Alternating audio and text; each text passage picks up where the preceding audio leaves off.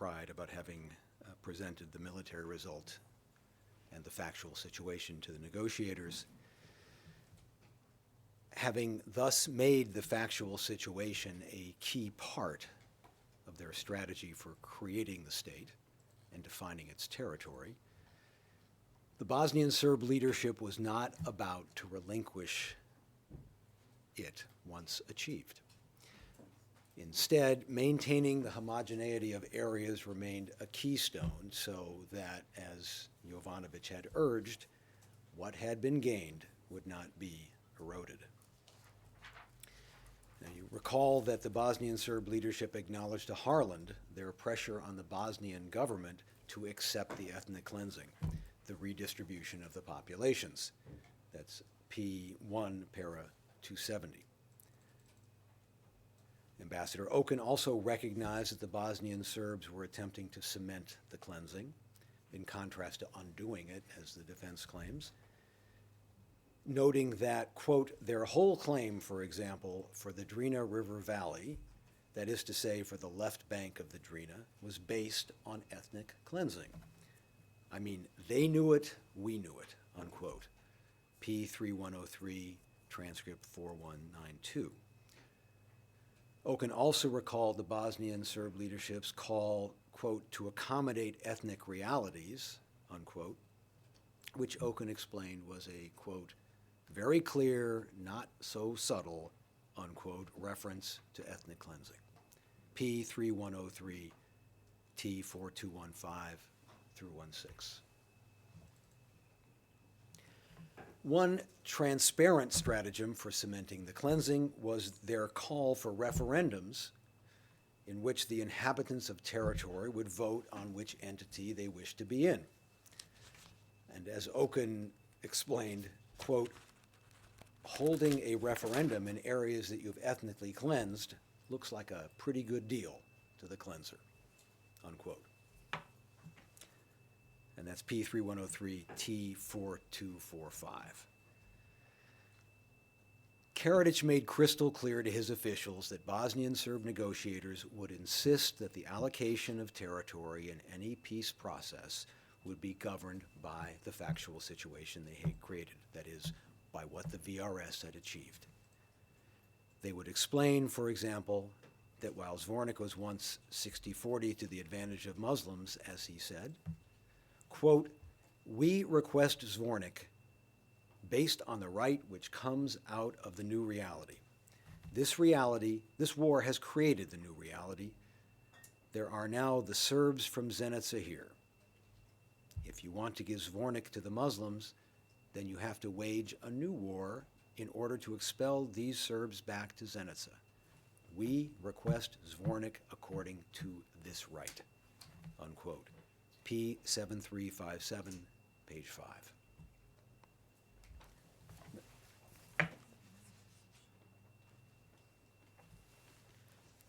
And may I ask the court officer please to display the, thank you.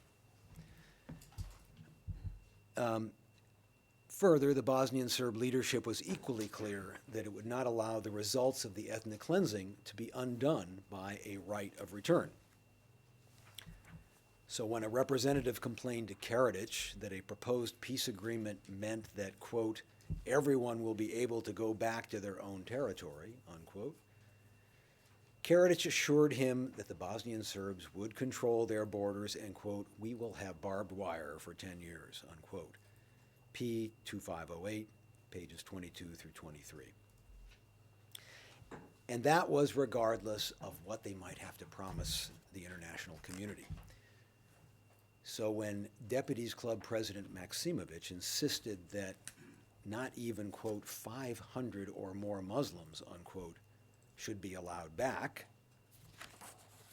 that's P 3076, page 36, Mladić elucidated one of his ploys to frustrate international efforts to ensure return. He agreed that, quote, what Mr. Maksimović has said is correct, unquote, but explained that under international law, they would not be permitted to ban return. That is why, Mladić noted, he had insisted on a, quote, two-way process, unquote. That's P 3076, page 38. And this meant, as he elaborated at a subsequent assembly session, that, quote, Muslims from Kozluk can return to Kozluk if the Serbs from Kozluk return to Zenica, unquote. And Serbs from Zvornik weren't going anywhere. As Karadzic explained, quote, we can act the Serbian Cyrillic way and tell it all to their face, or we can be a bit cunning. We do have to be a bit cunning, unquote. P 4584, page 8. Mr. Tighe, may I urge you to here and there slow down a bit, because sometimes part of what you're telling us are missing in the provisional transcripts, and we'd like to be able to read everything. Thank you, Please Your Honor, proceed. will do. The Bosnian Serb leadership also established a demographic program to resettle Serbian refugees into areas successfully targeted by the strategic objectives in order to cement the forcible displacement of non-Serbs. And see paragraphs 475 through 77 of the prosecution brief. The objective of that program was epitomized by its co-chair, Radislav Brzanin, a man devoted to homogenous territories. Brzanin once defended a housing law against criticism that it might invite the return of Muslims by saying, quote, gentlemen, you cannot fool me that you believe in the greatest wonder of the world, such as that Brzanin could participate in a process of return of Croats and Muslims, unquote. That's P 6742, page 11. Once again, peel back the defense allegation, in this instance the claim that expelled refugees were, quote, free to return, unquote. That's paragraph 459 of their brief. And the evidence exposes not only the inaccuracy of the claim, but the existence of the common purpose. Now, as discussed to some extent earlier, the defense attempts to paint General Mladić as a protector of Muslims and Croats. And in part, this rests on repeated claims throughout their brief that General Mladić's remarks at the assembly session at which he was formally appointed the chief of the main staff reflect his protective and benevolent views toward non-Serbs. And that's found at various parts of the defense brief, 559, 115, 568, 412 through 415, 78, 788, and so on. Now, first, it is surprising to find this speech cited in support of Mladić's alleged good intentions toward non-Serbs, in view of such things as his criticism for simply, quote, spitting, unquote, on Sarajevo with a few mortars, his call for it to be ringed with 300 mortars, his statement that he would make Sarajevo, quote, even less, unquote, than useless to anyone, and his call to deprive it of utilities while blaming Muslims. That's found at prosecution brief 617 through 623. But beyond that, taking the defense citations in context and in light of the totality of evidence, the 16th session, including General Mladić's speech, is again further corroboration of the common purpose. Now, by the date of that session, May 12th, the existing Bosnian Serb forces and authorities had taken control of nearly all of the claimed territories, the claimed municipalities at any rate. While non-Serbs had been forced out of some areas, the bulk of the cleansing to sufficiently homogenize those municipalities and those territories had not yet taken place. And during this period, while the seizures were taking place and before General Mladić's accession, Dr. Karadzic and the Bosnian Serb leadership intensified efforts that had begun months earlier to create a Bosnian Serb army, and in particular, to find the right person to successfully lead that army in the implementation of Bosnian Serb goals. Unsurprisingly, Karadzic looked to events in Croatia, where Serb forces had forcibly displaced ethnic Croats from Serb-claimed areas to create a Serbian state. For that, see paragraphs 204 through 208 of the prosecution brief, an effort that was strongly supported by the Bosnian Serb leadership, for example, P2668 and 2671. Indeed, Karadzic considered the RSK as an example and inspiration. That's P3978, page 11. And he used Croatia's fate as an example. That is, quote, the same highway of hell and suffering, unquote, when he warned the Bosnian parliament that an independence initiative would result in the possible extinction of the Muslim people. Again, that's P2004, page 3. And as detailed in paragraphs 204 through 208 of our brief, General Mladić was a key figure on that highway of hell. Upon arrival in Croatia, he changed the role of the JNA from one of buffer between the two sides to one of siding with the Serbs. That's P7638. And in that new capacity, General Mladić led attacks on towns and villages, including Kijevo, Dirniš, Šibenik, Sind, Skarbinja, advancing Serbian territorial objectives through destruction of towns, killings, and expulsion of inhabitants. He used previous attacks as threats of what lay in store for others. For example, telling an interlocutor that, quote, Kijevo will be a garden of flowers compared to what you will experience if you should touch me, unquote. His view of how to achieve his objectives was further captured in these comments. Quote, nothing will get out of Dalmatia except children under the age of 10 if they carry on like this. All that is older than 10 and younger than 75 will come to harm in Šibenik, and we will not leave a single house standing unless they finish the job like it was done in Sind. That's P1959. Also P7052, which are duplicates at page 8. Karadzic had heard of Mladić and, quote, took an interest in him, unquote, P4583, page 324. He and Krajišnik went to General Kukanec's office and listened to Mladić, quote, issuing orders and commanding around Kupres and Knin, unquote. And thereafter, as he told the assembly, quote, gentlemen, we got the officers we asked for. I asked for Mladić.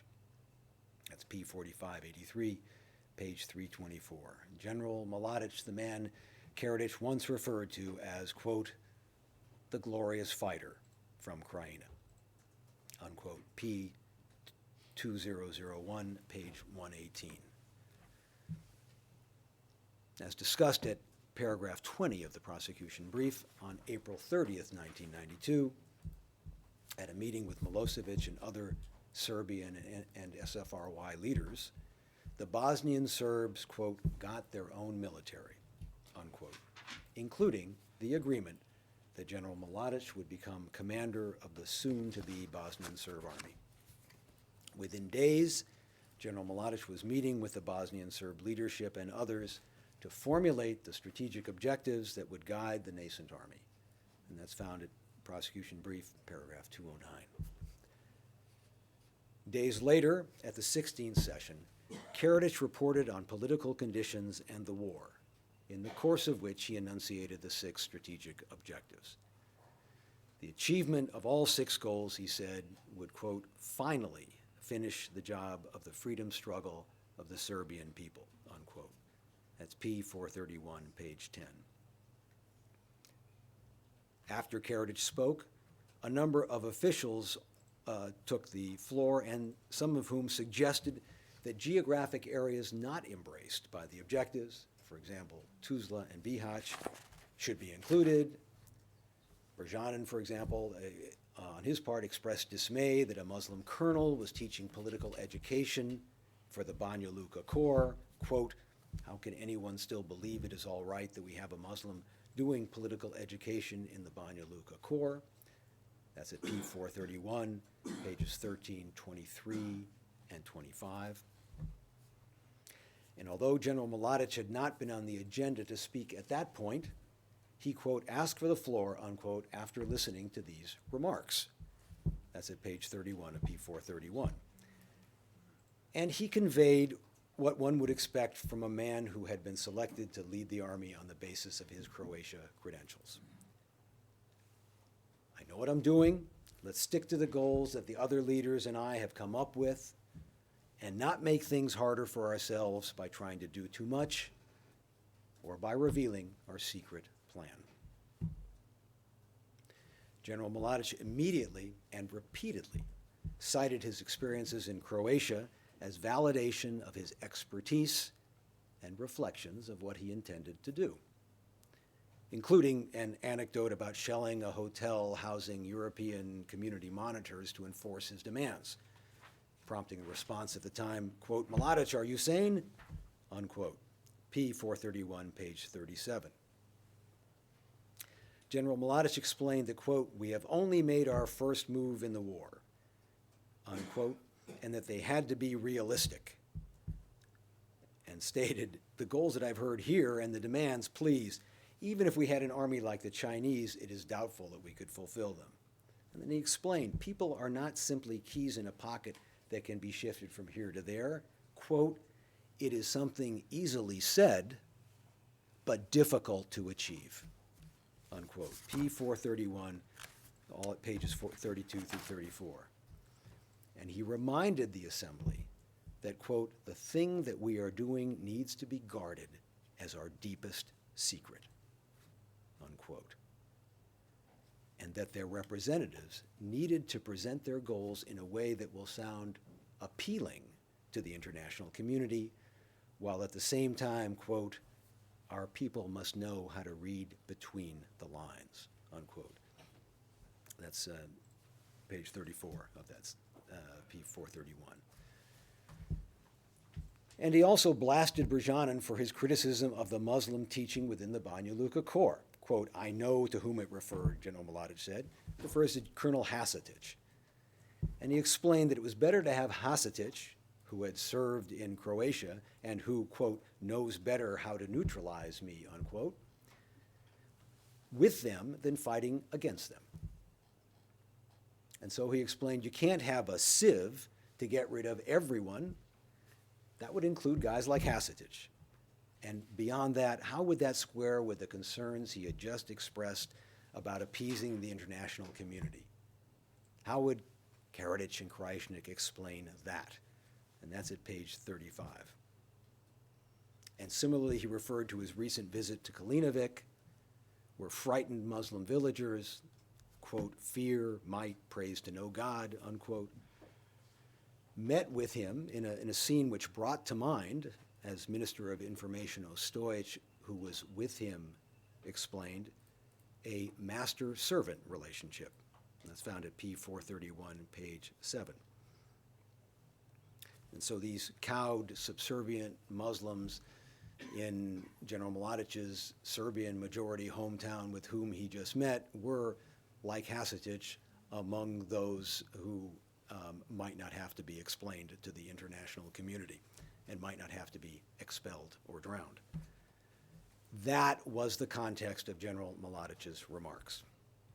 And thereafter, he oversaw, before the month was out, the beginning of the VRS's brutal implementation of the strategic objectives in Muslim and Croat villages, towns, and communities. As defense expert Kovic acknowledged, one should look to what happened on the ground when determining what someone intended. And that's at T42007. The defense, however, seeks to distance Mladić from the strategic objectives and to neutralize them. They claim first that the strategic objectives had nothing to do with a common plan to permanently remove, arguing that the prosecution ignores that Mladić defined the first goal as, quote, separation of states, unquote. That's para 410. What the defense fails to mention is that after mentioning states, Mladić immediately went on to make clear that this separation was about people. Quote, separation from those who are our enemies and who have used every opportunity, especially in this century, to attack us, and who would continue with such practices if we were to stay together in the same state. That's P431, page 9. General Mladić certainly knew what he meant. Only a few days before, on the 6th of May, in one of their meetings about the strategic objectives, Mladić had enthused, quote, we are on the threshold of achieving our centuries-old dream of creating our own state without many internal enemies, unquote. That's P352, pages 257 through 258. Similarly, General Guevara, also in attendance at the 16th session, understood that, quote, everybody has to live on his own territory. Muslim on Muslim territory, Serbs on Serbian, unquote. P7394, page 3. The defense also claims that at the 16th session, quote, there is a notable absence of discussions on separating or moving Muslims. That's found at paragraph 413 of their brief. This claim simply disregards such comments as Mladić's on the process of resettlement, quote, resettlement, or Milošević's references to the fact that the borders relating to the strategic objectives, quote, intrinsically implies moving a contingent of the population, or the reference to the, quote, happy news, unquote, that the strategic objectives meant that Muslims who have been relocated across the Una River would not be returning. And those are found at P431, pages 15, 33, and 20, respectively. The defense further contends that while General Mladić may have heard of the strategic objectives, he, quote, provides no insight, unquote, into their formulation or implementation, and the evidence does not support the claim that he formulated or implemented them. That's at paragraphs 419 through 20. Now, this false claim ignores such evidence as.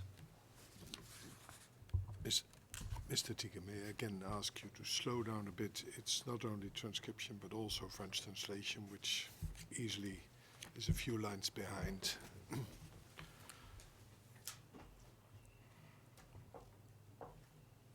So please slowly proceed. I was addressing the defense claim that the evidence doesn't support the assertion that he formulated, that his General Mladić formulated or implemented the strategic objectives. This claim ignores such facts as the following. One, that General Mladić expressly said at the 16th that, quote, I have read, mulled over for a long time, and discussed within the most select circle of comrades whom we convened the strategic goals that are of substance, unquote. P431, page 32. That Mladić said, quote, so far our army has achieved 4 strategic goals, that is, the tasks, unquote, adding, quote, and that is the basis from which we embark on the negotiations, unquote. P7764, page 2.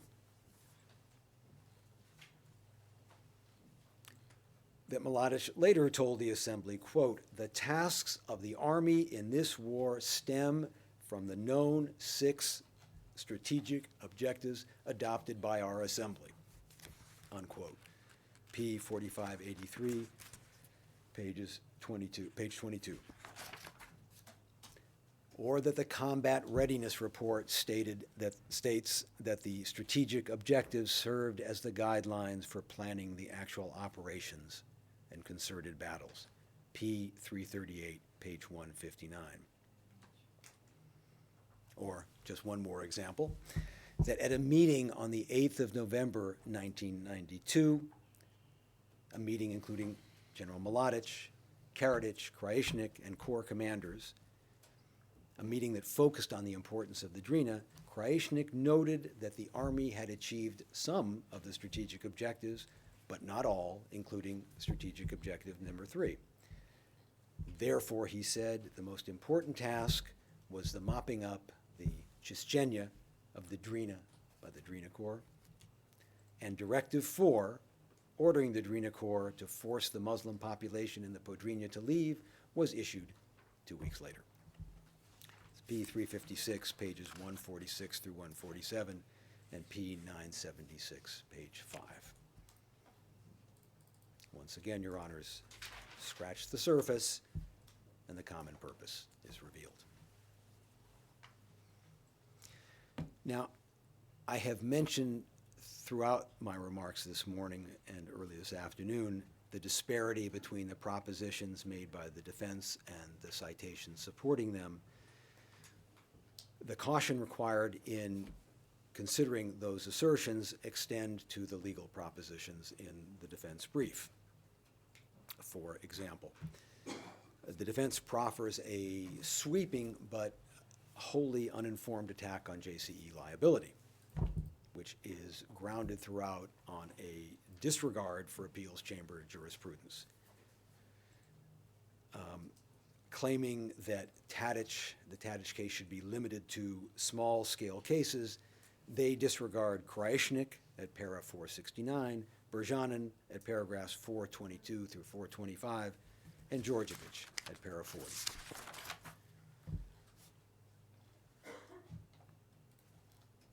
Challenging whether JCE liability exists as a matter, as a part of customary law, they disregard Đorđević's confirmation at paragraphs 43 through 44 of the validity of the Tadić approach. In a similar manner, Popovich at paragraphs 1674 and Đorđević at para 50 and 52 make clear that findings of other courts outside the tribunal are not binding.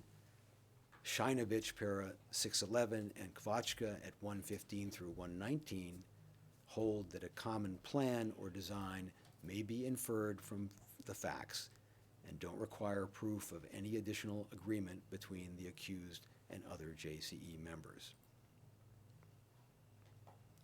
Similarly, contrary to defense arguments, Berjanin at paragraphs 413 through 414 holds that a JCE member can be held accountable for acts of physical perpetration by non-JCE members.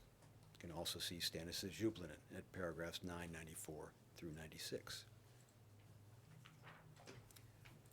The defense claims that General Mladić is not responsible for crimes at detention facilities he allegedly did not control, ignore the Mladić judgment at paragraphs 187 through 89, 195, 215 and 210, and the Stanislav Župlinin judgment at paragraph 96 and Berjanin at paragraph 410. Similarly, the defense attempt to import new requirements for JCE 3 liability have been rejected already by Stanislav Župlinin at paragraphs 963 through 966, and the appeals chamber has repeatedly affirmed the standards set out by the prosecution. For example, Stanislav Župlinin at 595 and 614, Shinovich 1061, 1557, Berjanin 365 and 411.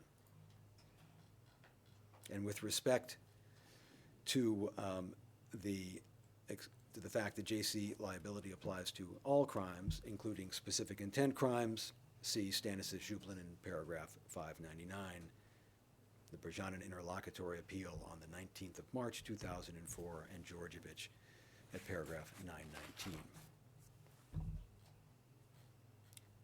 These same mischaracterizations of law, coupled with misstatements of fact, are applied by the defense to count 11, hostages.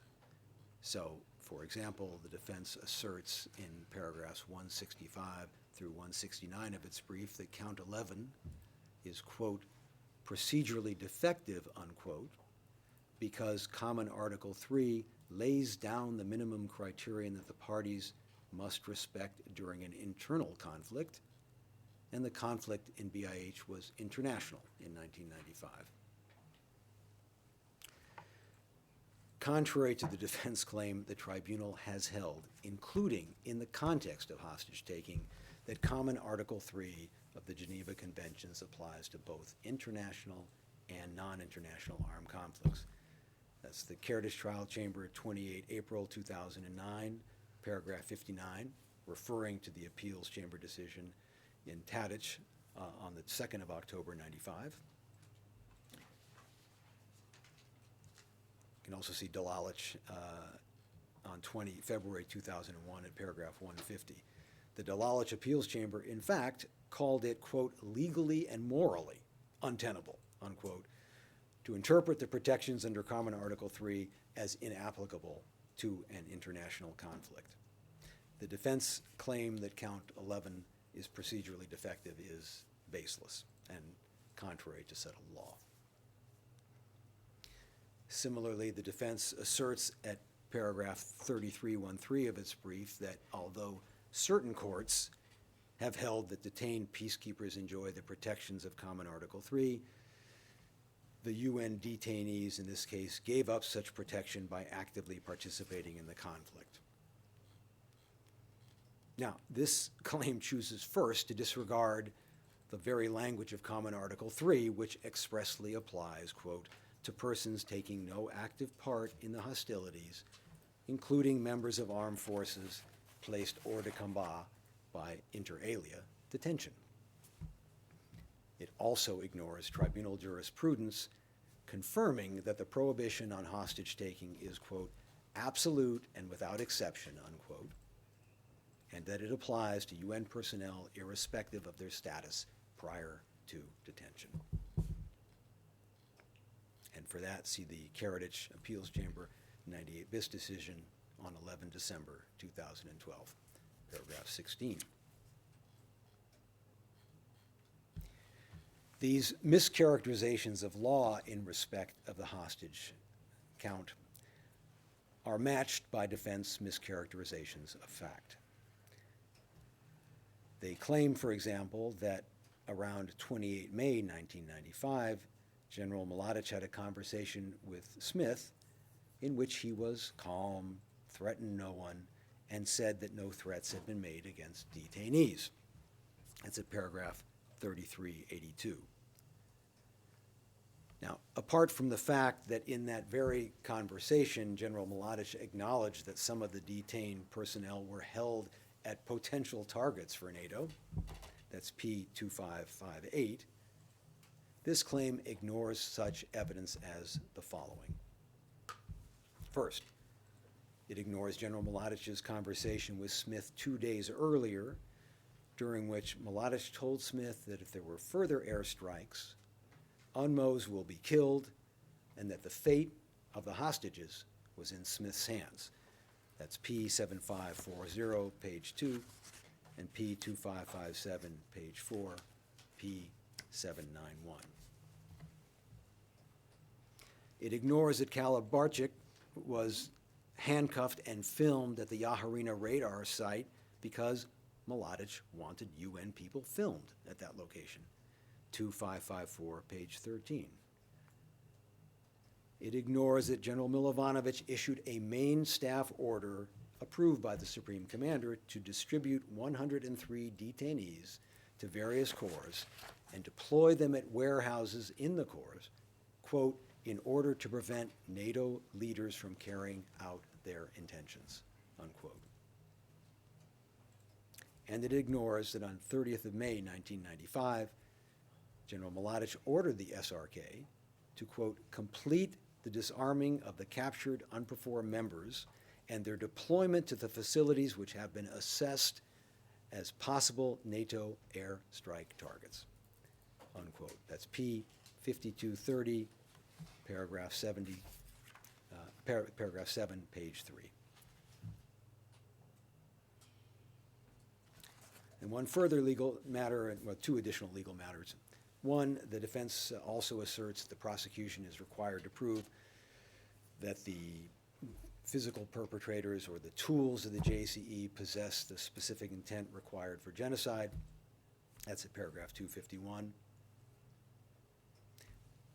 The intent of the physical perpetrator, of course, is relevant only to the extent that the trial chamber could find that neither Mladić nor any member of the JCE had the requisite mens rea and genocidal intent.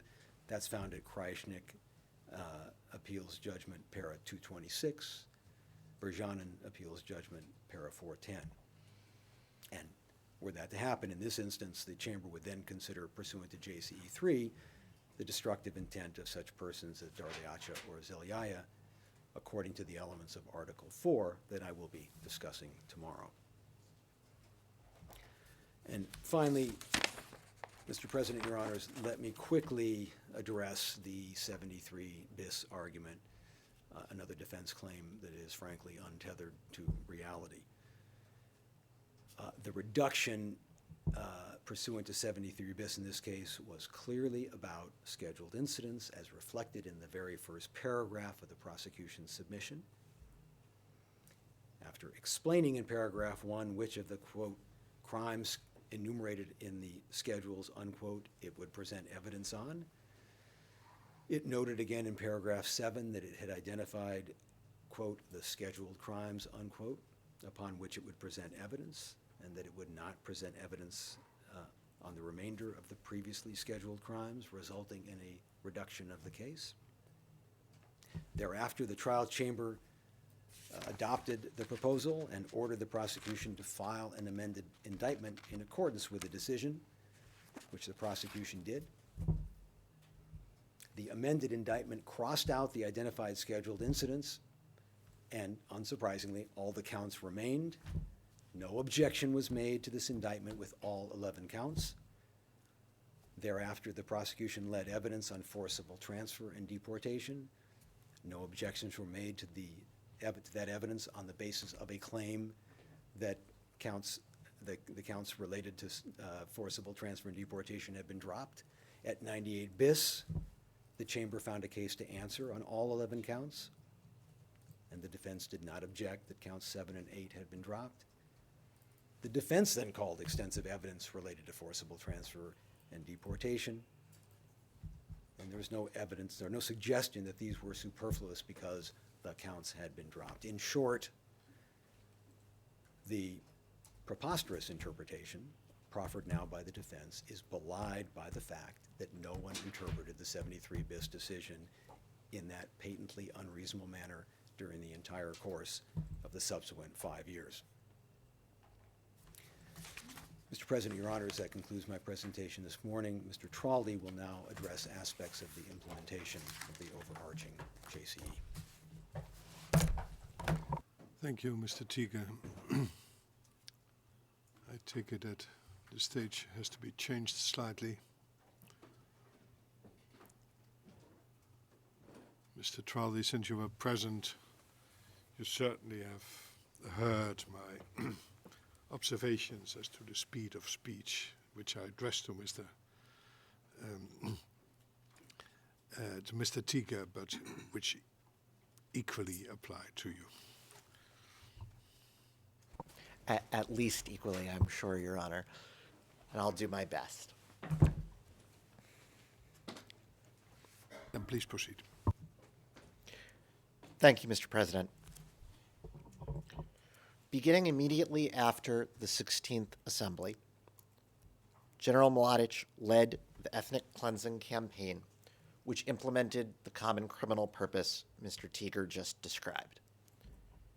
In carrying out the cleansing campaign, his VRS and other Bosnian Serb forces committed a constant pattern of crimes throughout Serb-claimed territory, particularly in the charged municipalities. Mladić used his command and control over the VRS to lead this campaign. Indeed, he escalated the cleansing campaign immediately after the VRS began to function under its own name on 19 May 1992. In the first 2 weeks of its existence, the VRS led ethnic cleansing operations in 6 different indictment municipalities. These operations included 8 of the massacres General Mladić is charged with. And during that same period, VRS units and other Bosnian Serb forces established camps at which they detained and abused non-Serb civilians at Mladića in Banja Luka, Suzica in Vlasenica, the Veliko Vlahović School in Rogatica, and Omarska, Karaterm, and Ternopoli in Prijedor.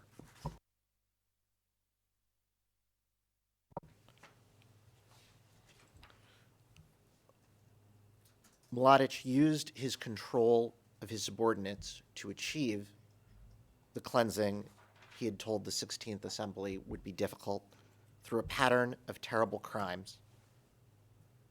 In municipality after municipality, the cleansing campaign tore apart non-Serb families and communities and left behind destroyed mosques and Catholic churches, the burned out and empty shells of Muslim and Croat villages, and mass graves full of victims, while many of those who had not been killed or fled huddled in terror in camps, waiting to see which detainees would be the next to be brutalized. I will first be discussing General Mladić's command and control, then his use of that command and control to operationalize the common purpose, and then his knowledge and approval of the cleansing campaign. And finally, I will address some issues related to several of the specific municipalities.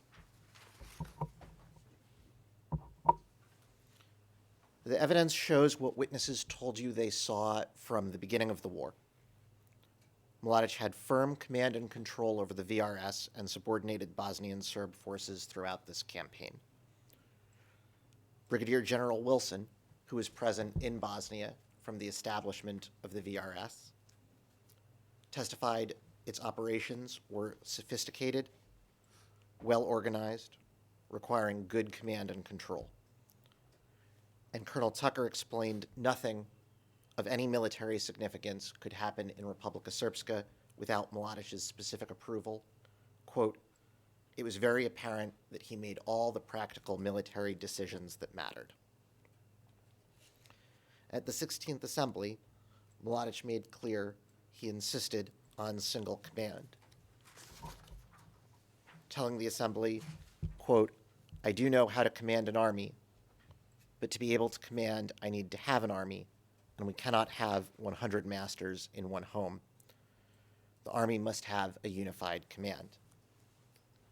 And he took immediate measures to ensure that single command, beginning, in fact, even before the 16th Assembly. But the day afterwards, Ilija crisis staff member Unković asked Mladić if Arkin's men in Ilija were under Mladić's command. And this was Mladić's response.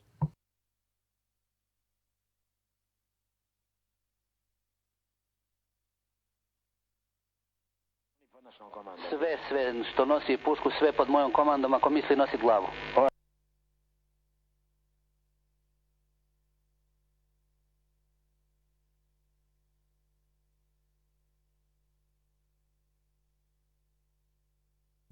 Mr. Traldi, I do not hear anything on the English channel. I didn't either, Your Honor, and I'm told it's because I neglected to tell the booths that it's P403, which the transcript of which they have. And it,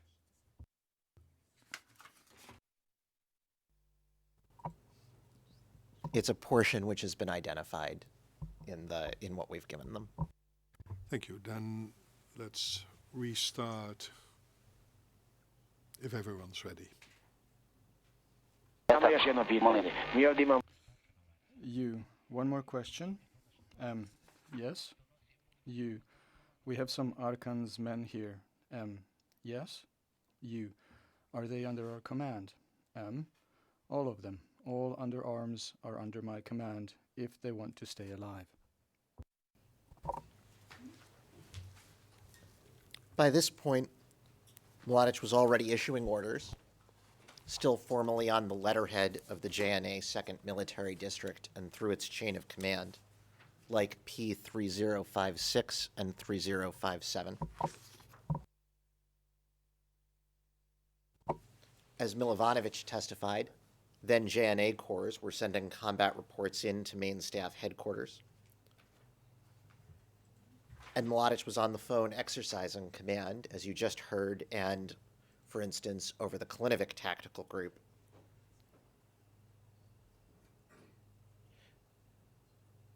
In P1597.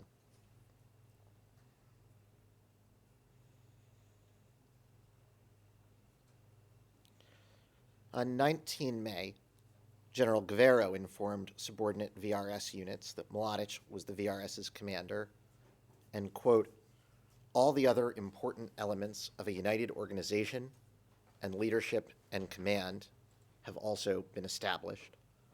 And that's P7325, page 2. So the main staff concluded it had effective control over Bosnian Serb military forces as of the 19th of May. And the VRS inherited much of this command structure, including its personnel, weapons, and Mladić himself, from the JNA. As we set out in our brief, paragraphs 11 to 32, this was the culmination of a plan to create a Bosnian Serb army, which the JCE members had shared beginning in December 1991, and which Slobodan Milosevic had initiated. And you'll see on the next two slides Borislav Jovic's notes of meetings with Milosevic, first reflecting his decision to transfer JNA personnel so that the Serb leadership in Bosnia-Herzegovina could, quote, assume command over the Serb part of the JNA. And Jovic's notes show soldiers were quickly redeployed, consistent with this plan. And then, on the 30th of April, 1992, the need to, quote, withdraw the remainder of the soldiers who are FRY citizens from Bosnia-Herzegovina so that the remaining 90,000 JNA soldiers in that republic, mostly of Serb nationality, could be placed under the command of the Bosnian Serb leadership. And that's P3084, pages 29 to 32.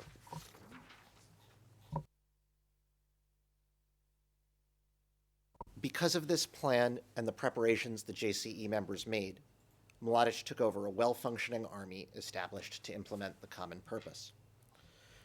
And the defense argues the JNA in Bosnia was ill-organized and a neutral force. Both arguments fail on close scrutiny.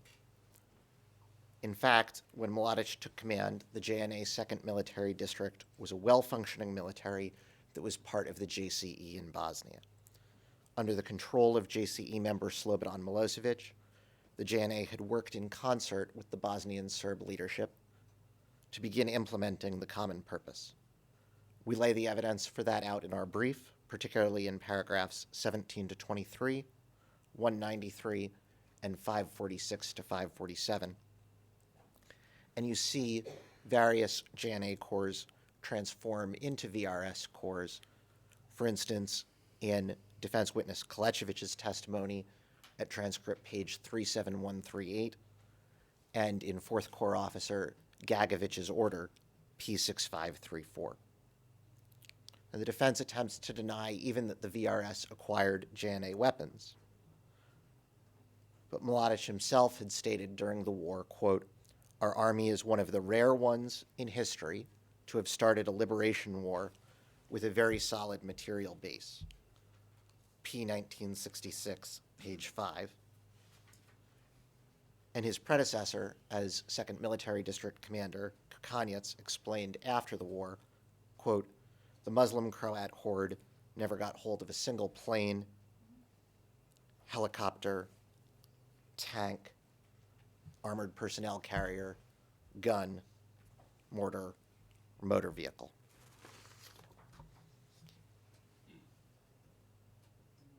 And once the VRS was formed, Mladić had strong command and control.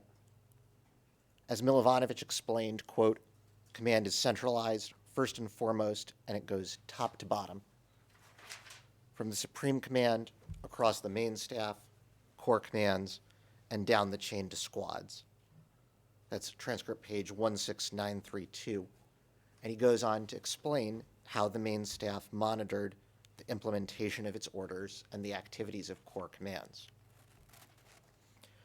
And General Wilson, among others, gave evidence that Mladić's effective control over VRS units was visible to him. And that's P320, paragraph 127.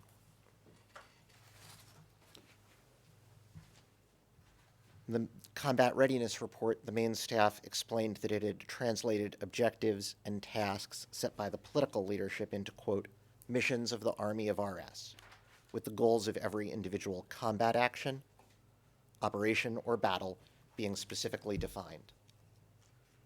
It concluded decisions on the engagement of the forces of the VRS were taken at meetings of bodies of the main staff headed as a rule by the commander. Slow down, Mr. Charlie, please.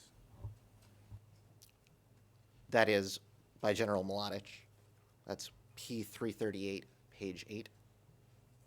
And after the war, Mladić explained the most complicated and difficult decisions he often made alone or with his chief of staff. That's P1147, page 124.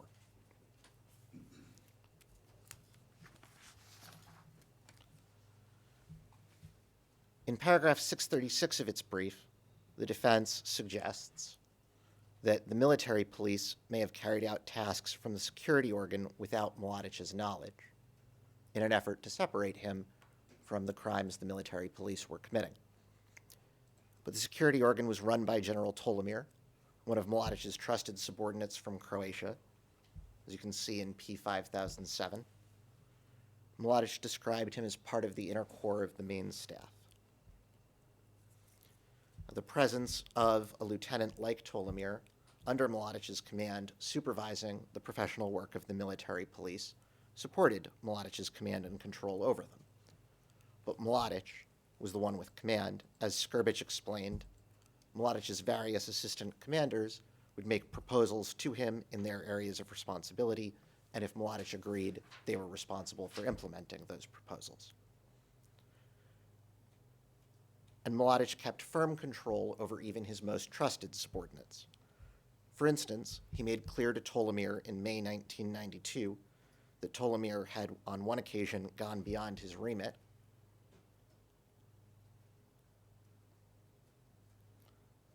telling Tolomir, quote, don't exceed your powers and competencies anymore.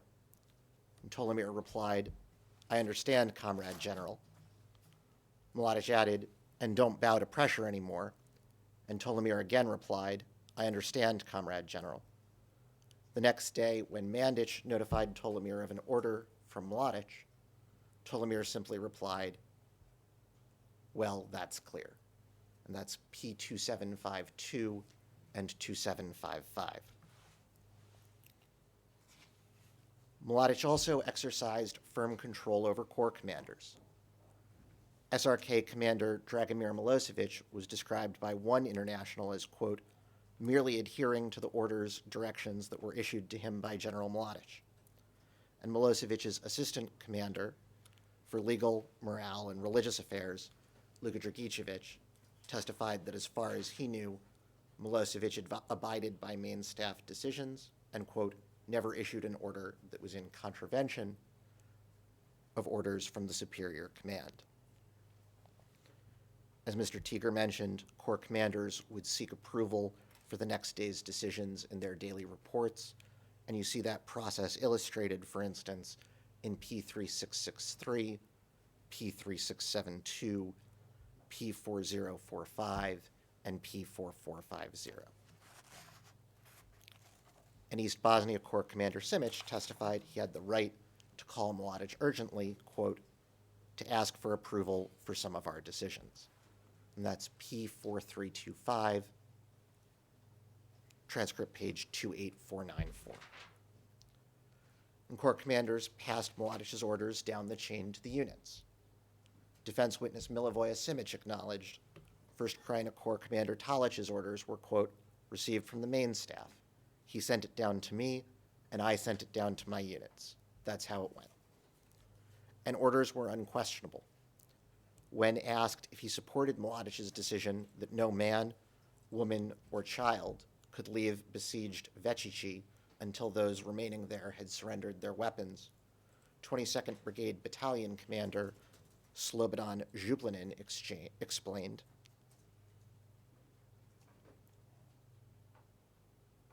quote, "It wasn't up to me to support.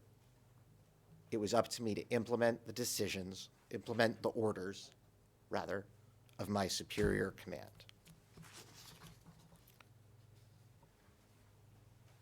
In paragraph 644 of its brief, the defense claims prosecution expert Butler gave evidence that the most important position in the VRS was Corps Commander. What Butler actually wrote, P2200, paragraph 2.0, was that Corps Commander was the most important position in a given VRS Corps. The evidence shows the most important position in the VRS, the man responsible was General Mladić. And, Your Honor, I see we're at the time for a break. Thank you, Mr. Twaldy. We'll take a break and we'll resume at 1:30 p.m.